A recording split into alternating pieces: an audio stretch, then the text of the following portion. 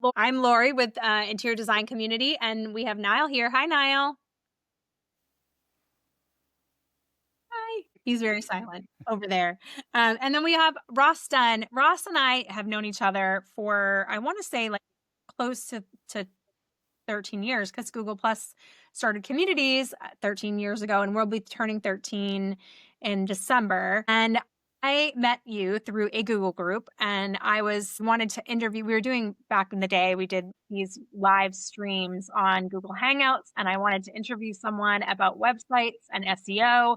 And so I went into a group that was about webmastering, and I found a bunch of people responded, but I could tell you were like a real, honest, legit person that answered. So I was like, that guy for sure, and picked you. And we've been friends ever since. Like we've been ever Yay! since. So that's how it all began. And we've done things together. We've helped on our website. You've helped on other designers' websites.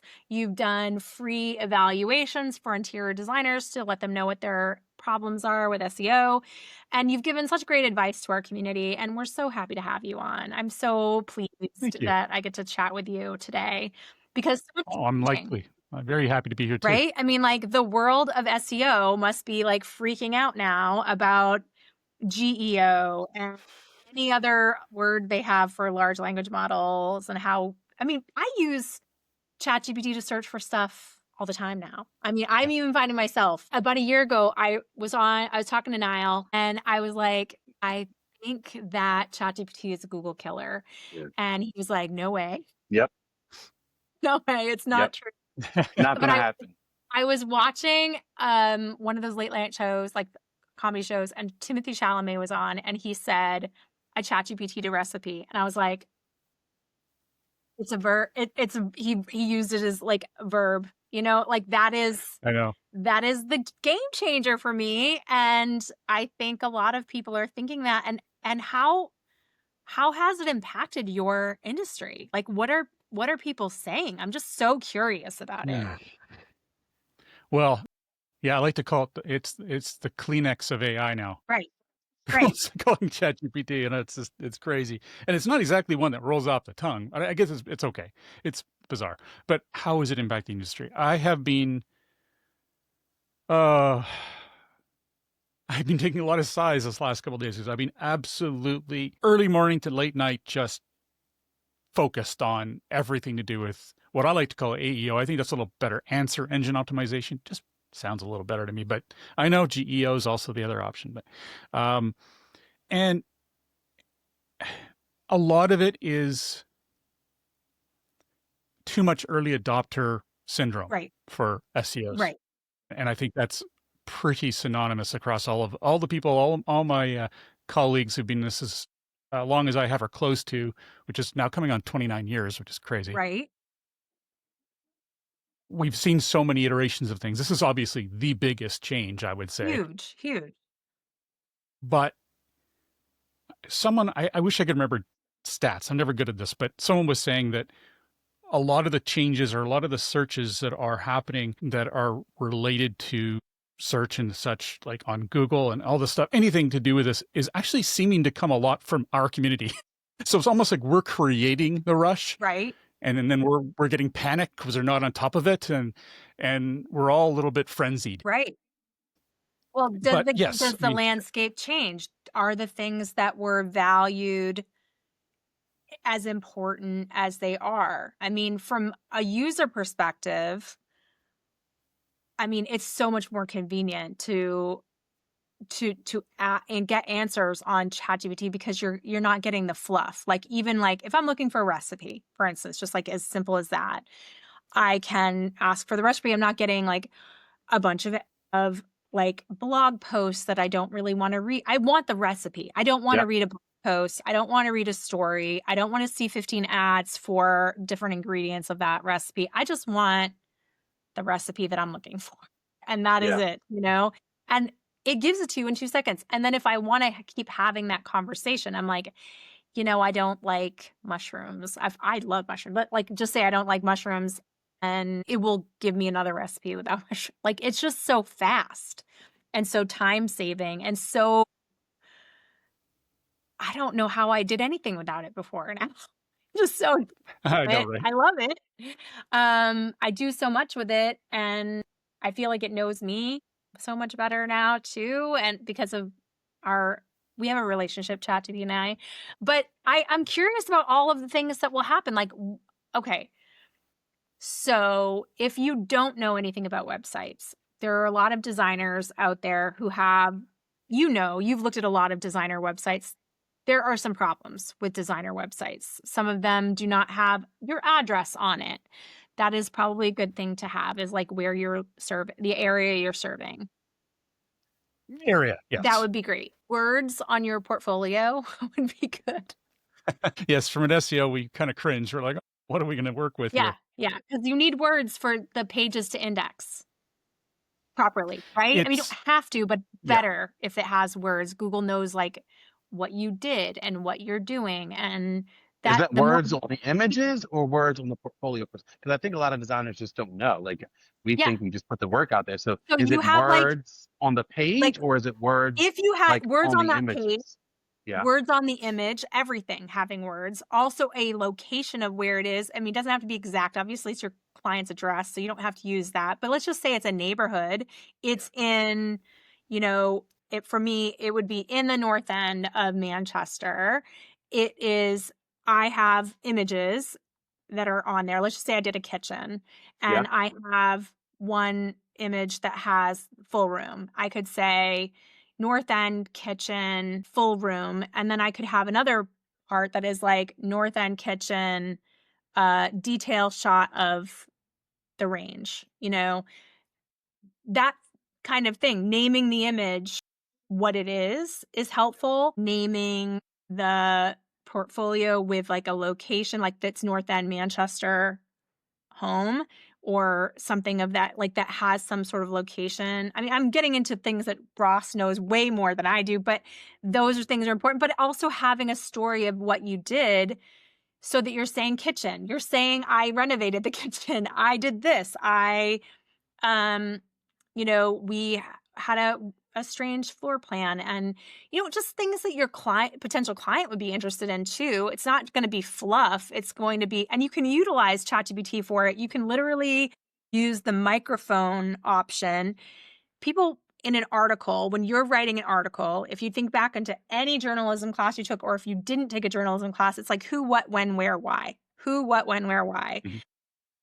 Ask your ask you ChatGPT to ask you questions about you could put all the portfolio images you have. Ask me questions that would be relevant to my potential clients about this project. And you can answer it on voice. Like, it takes seconds. And then that can be the article, like a case study that you have created for it. I mean, you're going to have to edit Great it, idea. but it can be. Great. I mean, really, it just can be like that simple to talk about the things you already know. Only you know that. Like, you know, we were going to go with this range, but they were back ordered. So we went with this range, and we had there was a really tight spot for the refrigeration unit, or we had to get the right, panels for it, or whatever that was. All of the things you did. So it's great for you to talk about that as an expert, right? And don't forget the alt attributes, or whatever people call it, alt text. I Okay. mean, that's really It important. is. Uh, Okay. it, So why is that important? Google. Why is that? Well, first of all, you really want to cater to people who may be visually impaired, of any kind of have a handicap that they may not be able to see things as perfectly. It's nice to have that. Screen readers will be able to read it. So it needs to be descriptive. It needs to be really accurate, not keyword filled. It's supposed to be usable. But the irony is, when you do that and do a good job of it, it fulfills both Right. of your objectives. It's going Absolutely. to be great for them. It's also going to be great for search engines, Right. because they're going to see that and go, okay, well, that's what this image is. And there will be a rub off. And, also name your file name of the image something similar. So it's not just XYZ. Yeah, never name it, the you name of know? the photo. Yeah, absolutely. And you can use ChatGPT for this alt text too. It knows what is in that. Weirdly, does a pretty good job of knowing what's in the photo. So you can say, give me a really great alt text for this photo, and it will give it to you. I mean, you might edit a little bit like, oh, that was a Gagano oven, or, like those kinds of things. Yeah. You were asking before about what sort of changes are happening. I think I got too stuck in the industry side because I'm kind of in there up to past my eyeballs. But one of the big things is a lot of people are panicking because they're seeing a drop in of visibility and traffic to their website. But what they're not knowing, this is not always the case. It depends. It always depends. But in most cases, when people come, when they're, and it's time to buy, they do end up coming to your site to do the digging. They're not going to trust AI to do all that for No. them. It's different if they're comparing, what product they should buy. If it's a widget or something, then fine, whatever. They'll let AI do most of the work. But if it's a big ticket item or a big consultancy, or like I know in the SEO world, they're not going to just go with someone who is suggested through No.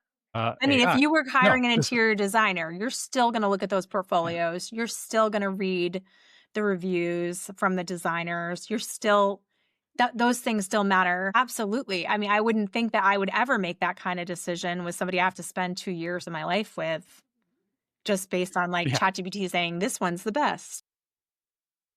exactly. But people do get worried because it is like just AI overviews in Google that is stealing a lot of traffic. Sure.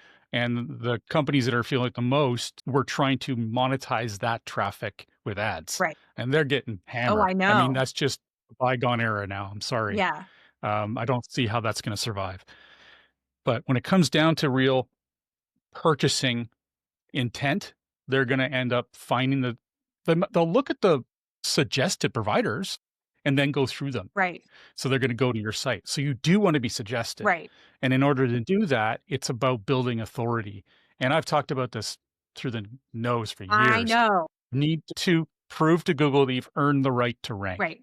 And I'm saying Google because it is still 98%. No matter what's all this hubbub is about, it's still the big Well, player, that's where unfortunately. I want ChatGPT it. is getting most of their information is Google. I mean, that's where it's coming Yeah. from. Yeah.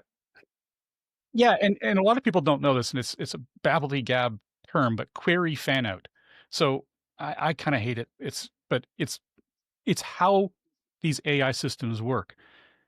Think of it as like, you ask, let's say I asked you, "Let's go to a restaurant. Which one do you like to go to?"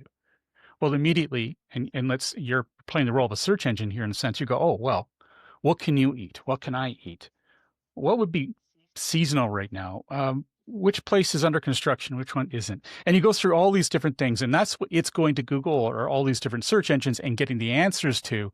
Let's say AI overviews. It's going to Google. It's literally searching its own system to get these answers, and then it compiles them into one long answer, which is what you see in the AI overviews. So it's thinking about all the things that we would think about, or it thinks that we're thinking about, and then tries to create a great answer. And that's part of what they're trying to improve these days is, are we thinking just like what they want to get an answer to? And it's important to understand that. And this is really, really, really critical. This is how our websites need to be designed now. Right. The content needs to be built in a query fan out model, like a topical model that answers all of the questions you could possibly think of that your persona, that person, that target market would be asking. And they all come off a wheel with the spokes, the spokes of all the different answers. Right. And when AI looks at this, it goes, "Oh, this is perfect. Right. This is one I want to show as a source." Right. Well, how do you do that in terms of local community though? Like how does Nile Johnson, who has a interior design business in Kennett Square, come up as the designer in his area? If he puts out content that makes him an expert in interior design, that could reach anyone in the entire world. Like how does he localize Mhm. that kind of information? Well, a lot of it's what you mentioned is saying the area you work in. Okay. The other aspect is probably the most powerful one, ironically, is proof of your hyperlocal proof is what we technically call it, but that is sponsoring a local ball team, maybe mentioning charities that you're working with and have them mention you. That ball team's going to link back to you. Hopefully they've got a So website and they link say, yeah, backs they do sponsor still us. matter today. Massive, Well, I'm reading massive. everything I'm reading, and you can correct me on this, but everything I'm reading says that social proof is going to matter more than link backs going forward. And it's not quite there yet, but like your Instagram content, your social content is going to be indexable and much more relevant than just link backs, because mentions and the web of how we talk to each other on socials are going to matter. Yes, that's part of it. That's the essence of citations, is kind of the way we call it. Any kind of notation about you online is definitely going to have power. And the more that social media is indexable and has some merit, the more it might have some impact. At this stage, yes, mentions are big, but not across the board. I mean, I don't even know how much. There must be a study out there, but a lot of them gave up on these studies. Like, how much is Facebook really having any impact on rankings? As far as I know, almost none. Right. Yeah. And even with mentions, it probably won't. These are closed, walled gardens. Really, there's a lot of content you can see, but does Google care, really? Right. It's too easy to fake it. They can't control that walled garden, so they're just going to ignore it. Instagram, same thing, really. Yeah, unless there's something that is triple verified, kind of, okay, this isn't being faked, they're going to be pretty uncertain about taking it for, at face value. So I would say more along the lines of reviews. I'm I looking for still the want obvious wins designers to here. pay. I mean, I talk about it. I feel like way too much that they need to care about their Google reviews. I Yeah. feel like I've debated, I remember having a debate with a designer about it because she's like, my clients don't read reviews. And I was like, they're going to. Maybe they don't, because this was years ago. They're going to, because everybody reads reviews. I do. I don't go to a restaurant without reading reviews. I don't go to a hotel without reading reviews. I mean, if I go to a resort, Yeah. I've read every single review that resort has ever had. I know the good, bad, and the ugly. I just don't want any surprises. And I think that I'm sure that that's the case for designers too. That they are going to work with you, going to trust you with a remarkable amount of money for them, and they want to know that they can trust you. So reviews are great. And different markets are harder or easier to get video reviews, but they are the The best. best. Okay.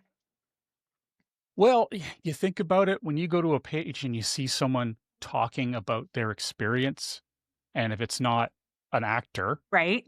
typically it's really authentic. I mean, Yeah. almost too authentic. Yeah. Like, okay, maybe they should have, Cleaned up put their a little backyard, cleaned up the room lighting, they were in.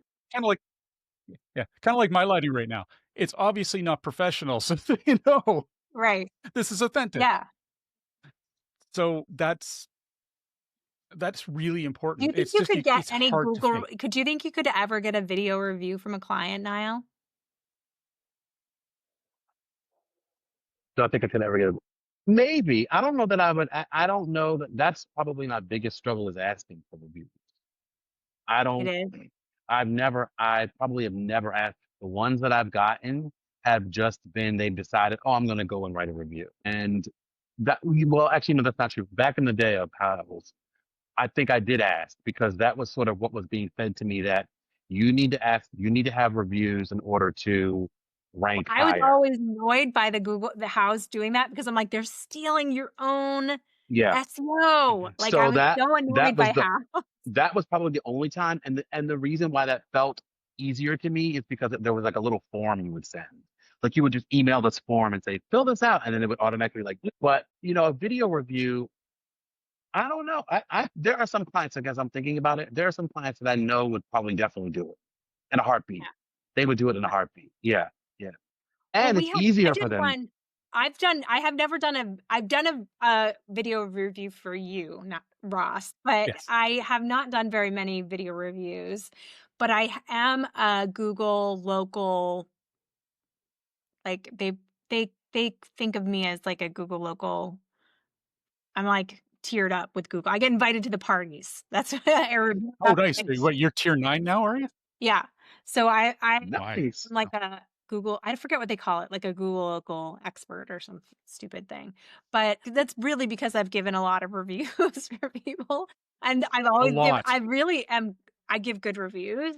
But the ones that are the most popular have pictures. That I do know. Like I have one image that I took at a hotel near here that get emails that like it's up to this many million views. It's so crazy. It's one of my photos is like millions of views from Google search. So definitely love photos, and with design being so visual, I think if you can get them at least to put some photos in their review on their Google review, that would be great. I think that'd be really nice. Absolutely. And if you really care about your local environment, and I see a mixture of opinions about that from interior designers I've worked with. A lot of them don't really focus locally, so they don't think they need to work on their Google platform and get those reviews, but they do, because it is important for that social proof.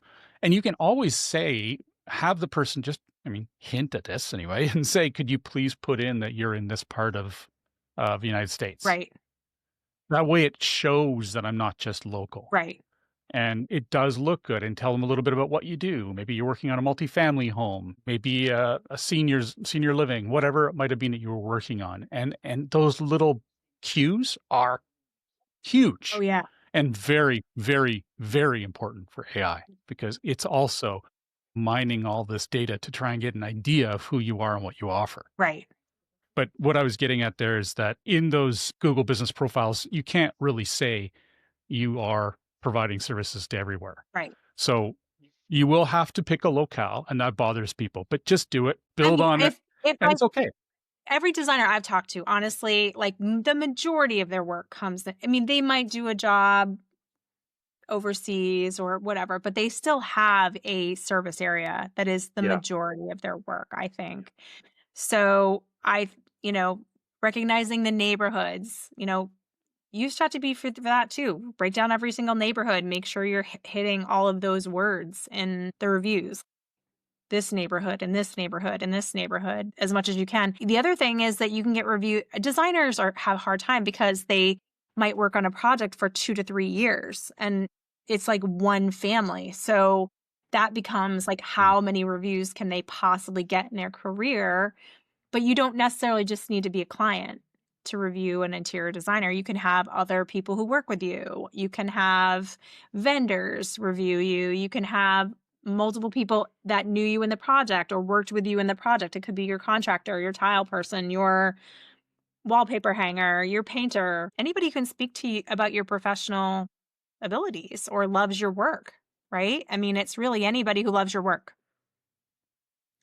Absolutely. Yeah.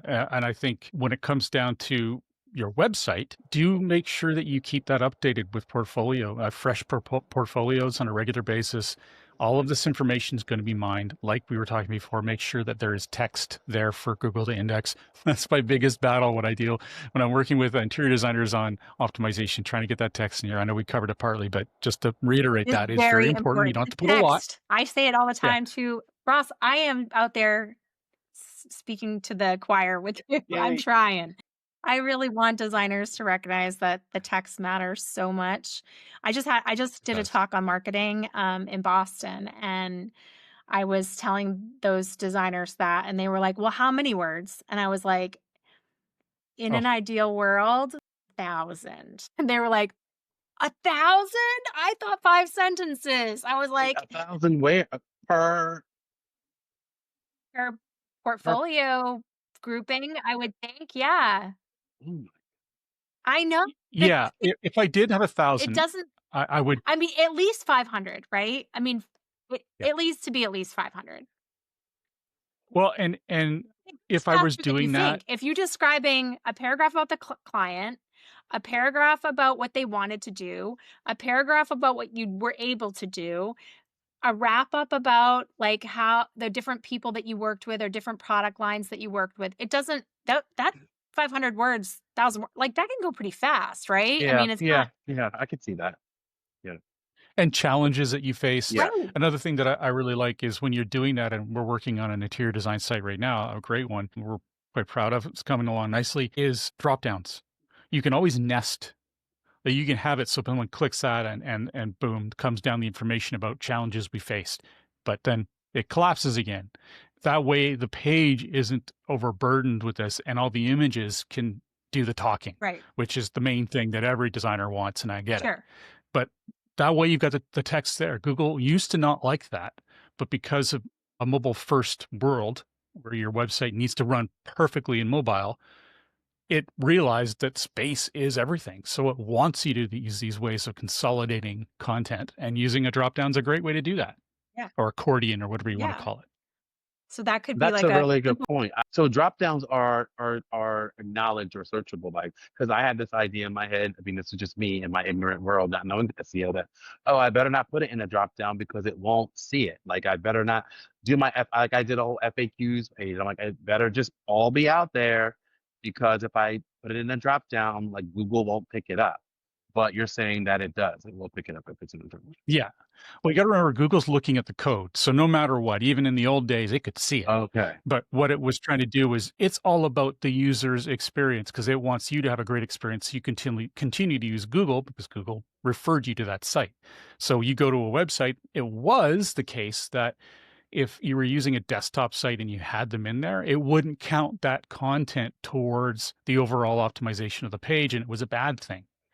And so we stopped using accordions in most of the cases. But thankfully, this is us just having to cater to Google's whims. We're back to having that amazing tool because, again, in mobile, every centimeter, every few pixels is key. Yeah. So they don't want you to have a lot of content. They want that squished, Uh, if possible.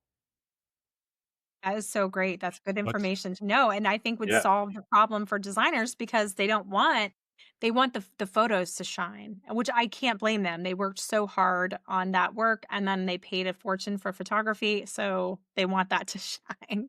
Um, but also, like, really the order of your photos, the names of your photos, all of those things being so important. Do you have any tips? I just actually had a designer write in today, and she was looking for a referral for a web developer, so I did send her to you. But she's kind of on a budget. I'm not sure what her budget is, but she was formerly using Wix. And she's like, I know that this isn't getting me anything. So I need In there. I need to switch over. I'm going to go to WordPress, but I want something affordable. My key for that is that in affordability, the main thing you want is the site is going to be one investment. You're just going to have to pay it. But knowing how to update your portfolio yourself, because you're not going to always want to pay someone to do that, and knowing how to put in a blog post or some sort of like SEO kind of feature like a blog post would be helpful, right? I mean, that's what you would love right? for them to know what to do. If you've delivered the Yeah. package to them in an ideal world, you want that. Ideally, yes, the blog would 100%. You need to be able to do the blog. When it comes to portfolios, it all depends on how they wanted it built. Portfolios can be quite complex to update and create new ones. But then they can also just send that information to us, and we can have it done in a day. Right. Right. And it's beautiful. It Right. looks great on mobile, and that's stuff. See, that's the thing. When they try to do it themselves, and all the power to them, I wish they could. Sometimes it doesn't work because they're uploading the same size image that needs to work in both mobile and desktop, and they don't have the right um, uh, perspective and ratios of the images, and it can be too Right. much. So there are rare instances where the portfolio, having heard one hard time with that, is easy to update. Most of the time we would do it for them, but again, fairly quickly, Yeah. and it's not expensive. Yeah. But definitely But the updating blog, it on a, yeah. what would you consider a regular basis for Google to be happy? Like I said, designers don't always have portfolio images to add because it's expensive. It's like photography is very expensive. So is it No. best if once a year they get new portfolio images, something like that? Yeah, I mean, if they've already got an established company and they have, say, enough portfolios on, what would you call them, cases, I've actually had a hard time figuring out what would the word be. I was trying to say this to my client today. I Is it, like considering them case studies personally. But I want to call them, I do too. I like them as case studies, but portfolio or is you the call them, typical, like, this is the portfolio of work, you know? it's just the portfolio and then you have the case studies inside it or Yeah. the That's what projects I would inside it. like. Well, there's usually projects Okay. inside of it, but I like to consider them the projects to be case Anyway, studies, like for someone who is looking at it as a potential hiring of a designer, those projects are a case study for them. Like, this is what we did. This is what we yeah, they are effectively. Yeah. It's Yeah. Mm. true. So anyway, if they've got enough of them already, great. Right? Then yeah, just update it once a year. Yeah. Unless they're, because like you said, most of them don't have huge amount of projects every year. Right. So just update it once a year and you're looking good. You're looking pretty. And it's being optimized hopefully by someone and to ensure that it's showing up. And then whenever whatever person who's optimizing it knows when a particular change is happening in the answer engine universe, perhaps schema markup. This is very nerdy, but it's code that's put behind the page that allows Google and other engines to understand more about what's being provided. And most importantly, it provides the markup you see within search results, where you get a snippet, where you get an image, where you get a video, where you get there's tons of stuff that schema can do. That needs to be added. Then that optimizer would do that and manage that on a regular basis. It can't sit idle. And another thing I can't stress enough, because I see this far too often, is that WordPress, it's an amazing platform and I love it to bits, but it needs to be updated regularly and needs to have a running backup. I like to, we're crazy paranoid. We have 90 days of backups because when a website is hacked, the hacker does it maybe 30 days ago and then shows his hand so that when you roll back to a backup, he's still got that opening Right. and he can go right back in and do it again. So you need to have quite an extensive backup history. And if you have someone managing the site, they've got that. Plus, they're also looking for plugins, making sure they're updated regularly. And then, again, another thing I see all the time, testing the site to make sure that plugin didn't break something. Right.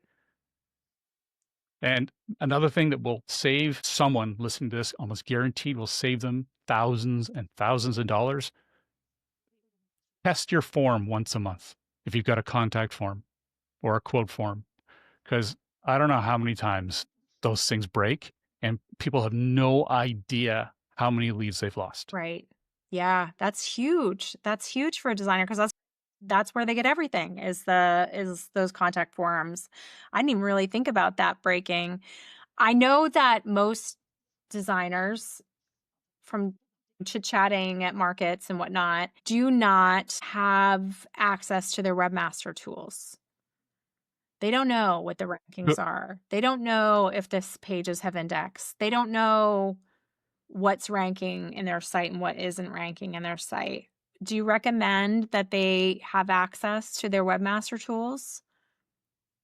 Look at you. Yeah, your old hand now. You're still calling it Google Webmaster I Tools. am. So yeah, look at that. That's awesome. No, only us would understand that. Yeah. We'd only get it. But Google Search Console is what you would look for online. Unfortunately, that's what they called it now. So type that in, make sure you do have access to it. If you don't, it's really simple to get access if you follow the instructions. Even if you're not techie at all, just follow the instructions. It should be pretty straightforward. If you need a hand, I'm sure you've got a tech person that can help you.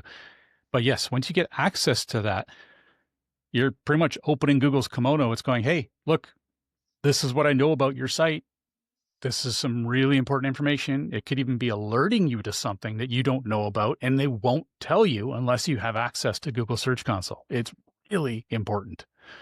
Even more so now, because Google has broken all of the reporting mechanisms for the SEO industry. We used to be able to get over 100 results and see your third place listing or third page listing that you were showing up on the third page of rankings. Well, now only one. We can only get the top 10 now. Wow. And that's been huge. It's like a violation. What the heck? How are we going to do our reporting? So now we're going to all have to use Google Search Console, which really sucks in my opinion to have to use that, but we're going to have to do what we have to do. And at this stage, it's very difficult to get anything past the first page in any of these reporting tools. Yeah. So yes, Google Search Console is where it's at right Yeah. now. What do you say for people who have to use that and are, because I've had this conversation with designers and we're like, going out there opens a whole can of worms because now I am completely and super hyper focused on, well, this person dropped off at this page and this person was only on this page for 60 seconds and this says this person got to the contact form. So what am I doing wrong here? What am I doing wrong? So are there certain things that us novices should look at and not pay attention to? Like what are the things that we should really pay attention to there? And what are the things that we should just leave alone because it's going to drive us insane? So what you're talking about there is probably more along the lines of Google Analytics. Yeah, maybe so. Yeah. Yeah. So Google Analytics 4, they forced us to upgrade to, I think it was this year, and it's not great. It's got lots of issues, but I know what you're talking about. I've got a bit of ADD, so when I get in there, I have to focus, man, because there are so many metrics. It's just, whoa, okay. You know what? You want to make sure that you have conversion points set up on it. Just say, this is what a lead means to me. A person has gone to this page and has spent X amount of time on my website or has filled out this form. Just specify those. And if you look it up, just say, how do I set up conversion or goals is what they call it within Google Analytics, and create those goals. Then you can just look at that and go, okay, where did those people come from? You know, I've got a few people that went there.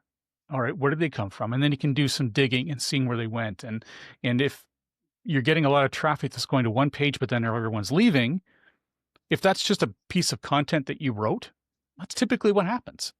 They just go there and read it and leave.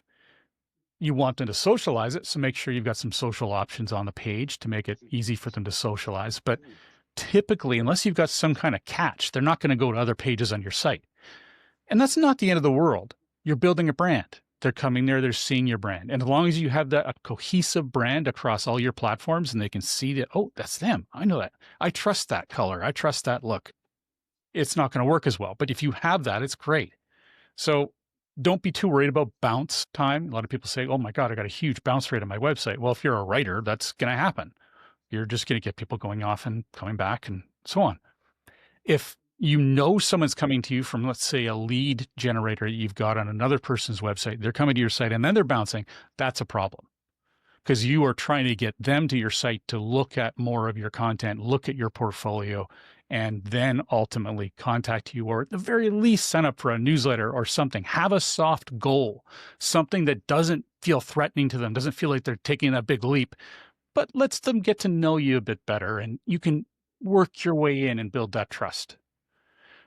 That's how I work with Google Analytics. Very simple, very clean, and keeps me from getting off track. And I try and recommend that to all my clients as well. That's great. Okay, that's What good. about like a lead magnet for a designer? Is that something you would recommend? Like if they had, like I know a friend of mine who is a design blogger. You know her, Laurel Byrne, actually. You knew Laurel. She had years ago a blog article that was like very highly ranked on white paint, like which white paints to pick. It was, and white paints are hard to pick, actually. They're very, very hard to get white right, and it's a very popular color. People like neutral colors in general. So do you think like lead magnets that try to help the designers collect email lists or email subscribers, like giving away, 5 of my most used white paints or 5 of my most used paint colors for 2026 or something like that would be helpful? Yes, it does. It depends. Our favorite line in the SEO industry or any marketing, really. What is your market? Yeah.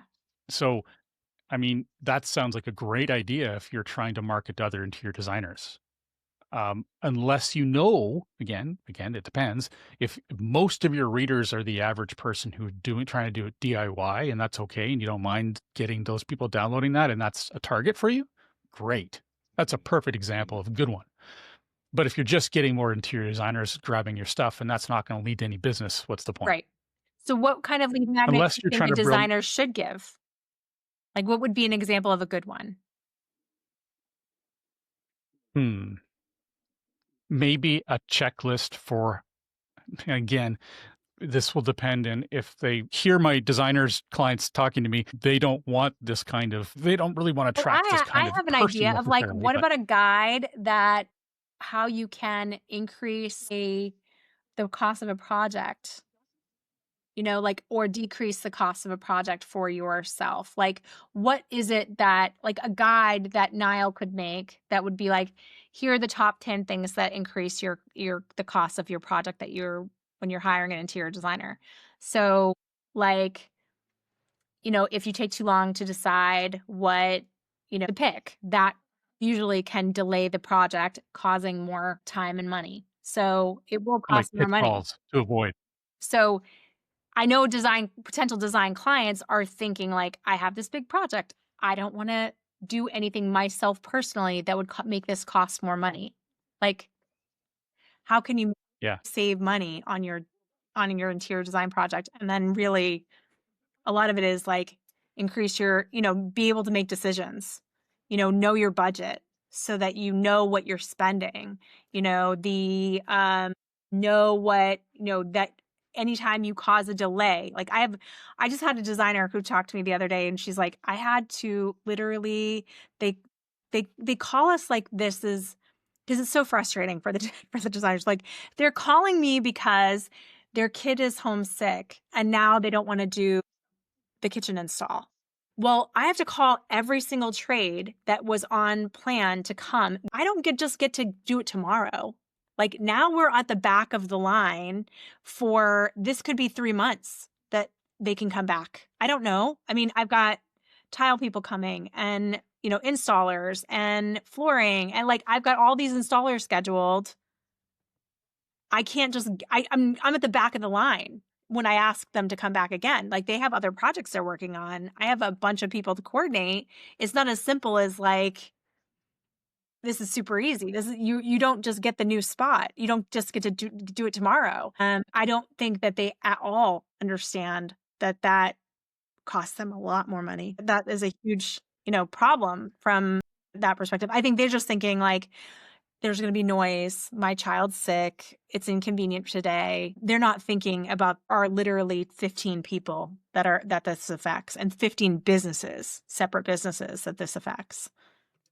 Yeah, that'd be really great. That'd be a good one. Another one, what I was going with there was a DIY. Do you want to do your own interior design? Well, here are some things you could consider, but that in terms of a This lead is gen, what can that go would only be wrong. good if you're trying to go Yeah, for the smaller gigs that you do. And a lot of interior designers don't want that. right. So keep that in mind. Yeah.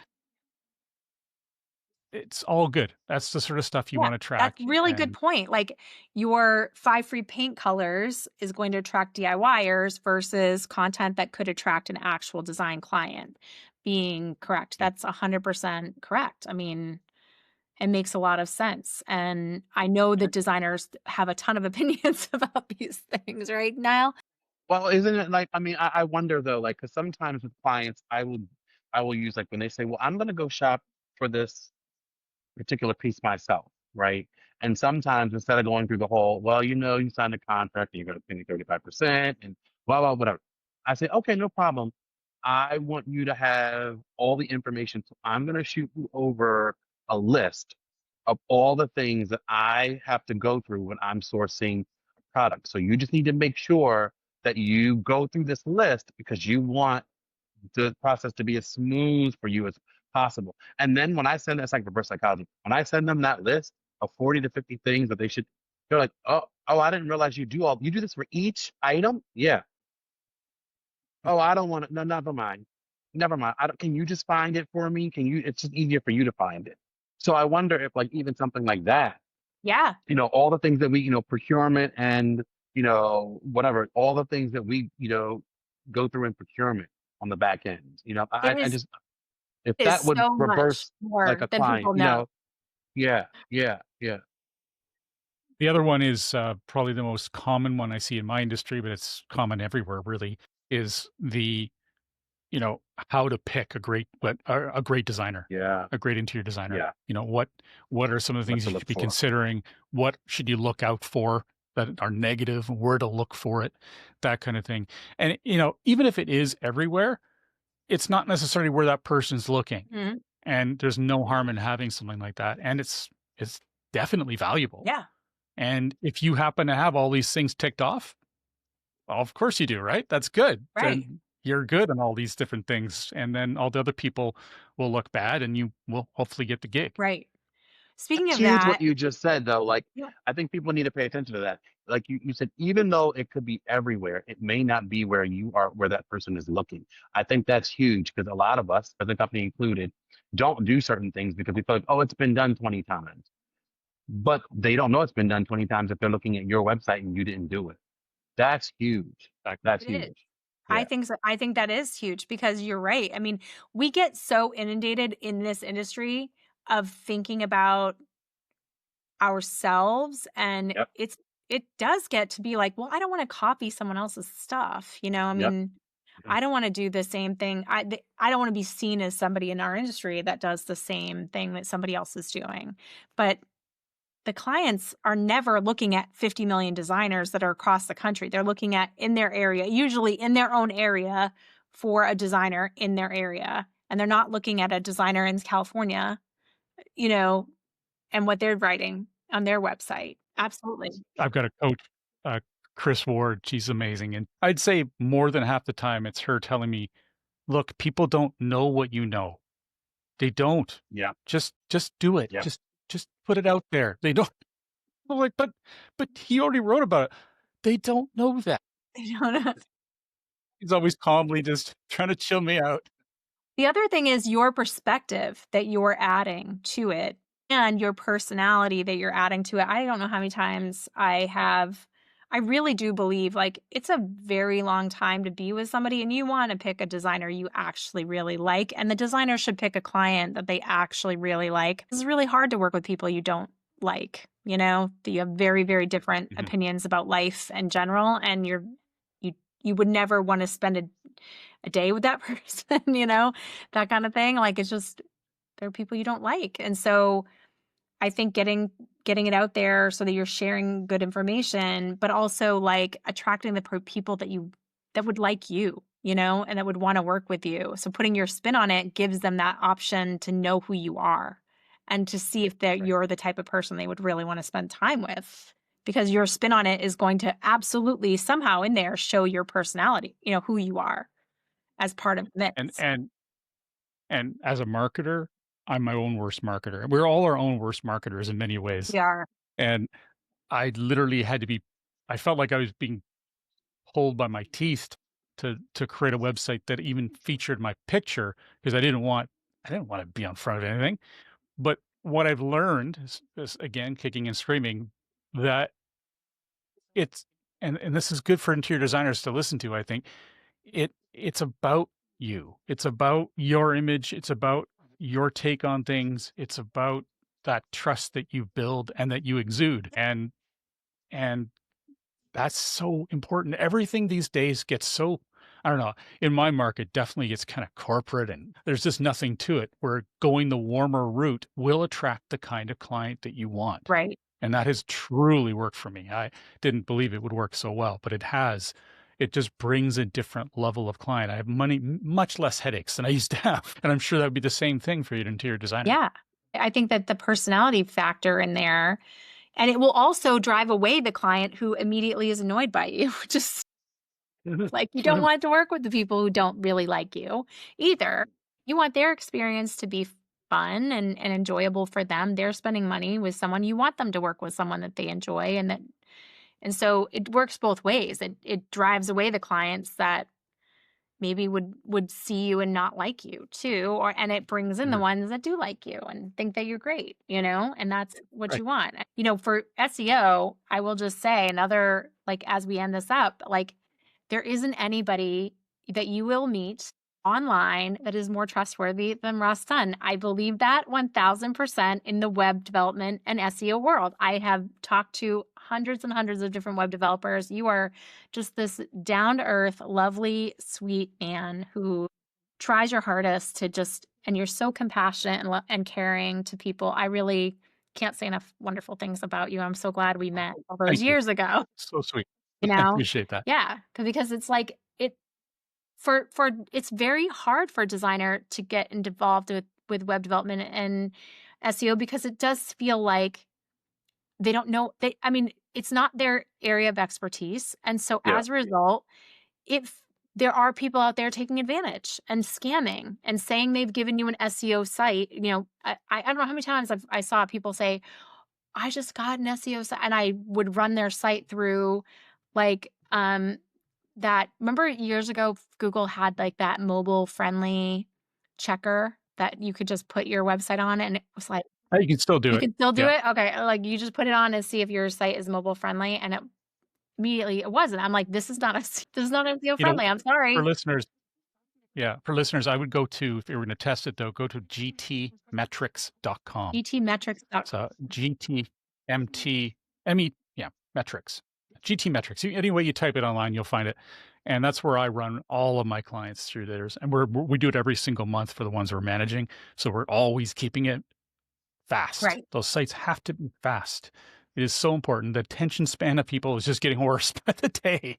So Mine speed is included. everything. Yeah. Yeah. Are there any other little tips like any other sites that you think that designers should be checking so that they can be aware of like what they need to do for their sites? Is there anything else out there that they should be paying attention to? Well, I will say that this is very early. I'm literally launching it today, but I'm going to be launching SEOgrok.com. That's GROK.com, SEO Grok.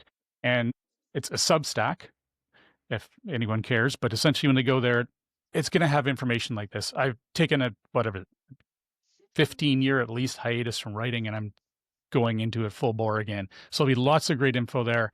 Obviously, there's other great sites too, but it can be overwhelming. I get it. So, searchengineland.com is great. But again, you will get sucked in and probably get overwhelmed. So, try out I SEOgrok.com think that would first be a and good see if thing. you It might find it. give you those bite Yeah. size, like what to expect, because you just want to make sure you're hiring someone that you can ask the right questions and that you're getting the right thing from them. And if you don't know anything about it, it's good to have an idea of what those expectations are on you as the purchaser of this new site. So, well, thank you so much, Ross. This has been so fantastic as usual. And I'm going to make sure all of our designers find you and your SEO Grok Yep. and all of the great things that you offer in terms of websites and SEO. And one more thing I forgot to mention, is SEO 101, the podcast that's been going on. We're Longest running 511 episodes SEO in. podcast there is. I mean, you've been doing In the it's a great free resource. You also have on his website, he has a lot of, which is stepforth.com, lots of great information, and you can reach out to him. He is very approachable and he answers questions. Anytime. He's amazing. You've given so many Thank you. free reviews of designers' websites for me in the past for Yeah. all of our And now you designers. can just book a free strategy call Yeah. if you want, Yeah. just a free You can strategy book call a my site, strategy and I'll call do the with them same for thing. So, free. But show up. If one of my people does not show up, I'm going to be mad at you. So, and he will tell me. please. So if you book the appointment, you better show up. That's right. All right. Thank Thank you so much. All right. Thank you It's so good to see you guys. much.